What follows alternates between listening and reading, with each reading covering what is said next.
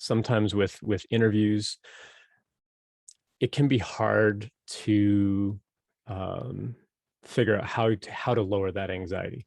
But like you mentioned yourself, like you used to do interviews where you were just really sort of held up by that anxiety and not sure what to say and not sure how to answer things. And now with practice, you've gotten to a point where, you're interviewing on a podcast and I'm interviewing on live streams, and it becomes easier for us because we've been practicing this stuff for years. And it can be the same thing with job interviews too. But when it's that first job interview or you're doing a career switch, it's bringing all that stuff back again. It's like, well, maybe you were in sales and marketing for a long time and now you're trying to break into a tech career and you've never done a tech interview before. So now it's almost like you're resetting, maybe not all the way back to square one, but like pretty close. And like, how do you learn how to say the things correctly and so on? You're kind of getting back into that mindset again of starting over.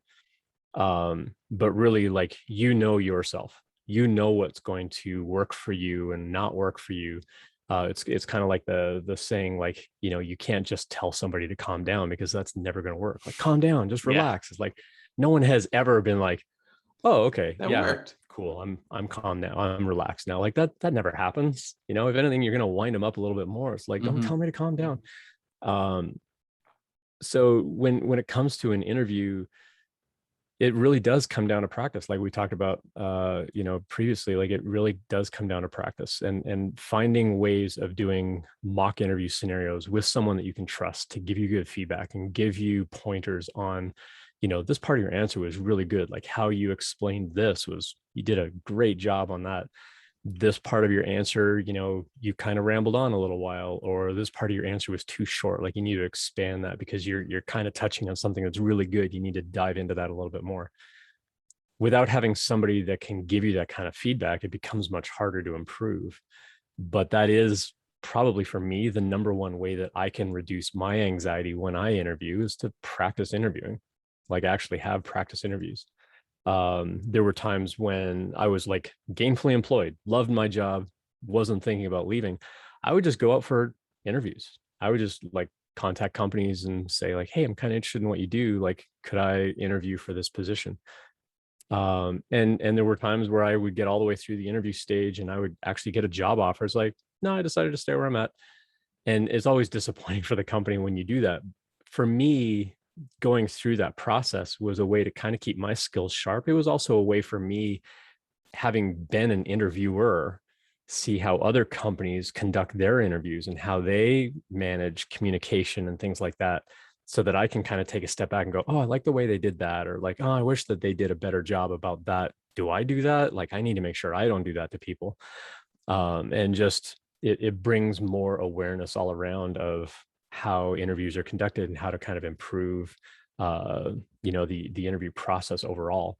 And I think any company who, especially over like the pandemic with 2020, who kind of put the brakes on things and said, you know what, we're going to pause on hiring because we don't know what this remote thing is going to be, or we don't know if or when we're coming back to the office, so we're just going to put a freeze on hiring.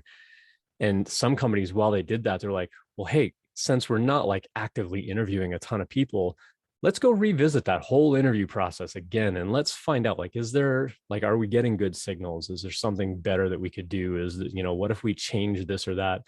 Let's interview like one or two people and put them through that and get their feedback on what that interview process was, and kind of see, like, take a bit of an iterative approach on how to change that interview process.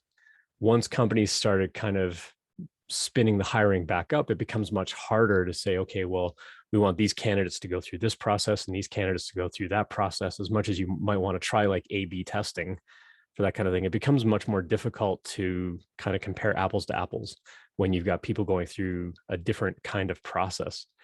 Um, but I know a lot of companies, like there's one here in Denver who completely put the brakes on everything and they completely reinvented their interview process. And it's amazing now. Like, they get really good signals from the interview candidate. They get good feedback from the candidates as far as like what worked well, and how they enjoyed and appreciated the interview experience, whether or not they get the job. I mean, as a company, that's kind of my goal too. If I have to say, no, we're not going to hire you, that you're going to walk away and go, that was a cool experience. Like that was great. Like I want to tell other people to interview there because it was such a good experience. And so I think that there's a lot of room for companies to kind of take that step back and examine what's going on. Although now that we're kind of at that pace again, where it's like we're starting to hire, or a lot more companies are realizing that remote opportunities are actually working out okay. And in the tech industry, like you can work wherever you have an internet connection. Like it really doesn't matter anymore. Like you don't have to geographically be where we are, as far as like a headquarters office kind of thing. I think that now that that's spinning back up, there's less opportunity now to kind of reinvent that process.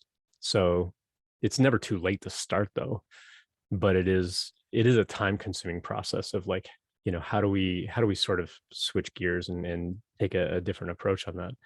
But when it comes to the candidate anxiety, I mean, unless you as a company are telling them like, go study these things, this is what our process is going to be, these are what the different kinds of interviews are going to be and the kinds of questions that we're going to ask, walking into that unknown is what's raising that anxiety.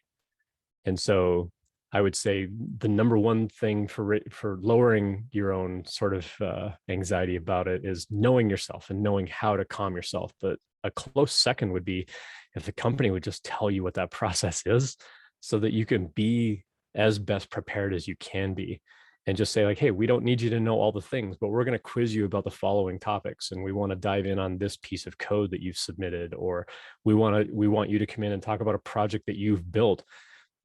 Now I can be way better prepared to walk into that interview and feel like I'm succeeding and sending better signals to them. And so I think that there are things on both sides, both you as a candidate as well as the company, that can help lower that anxiety.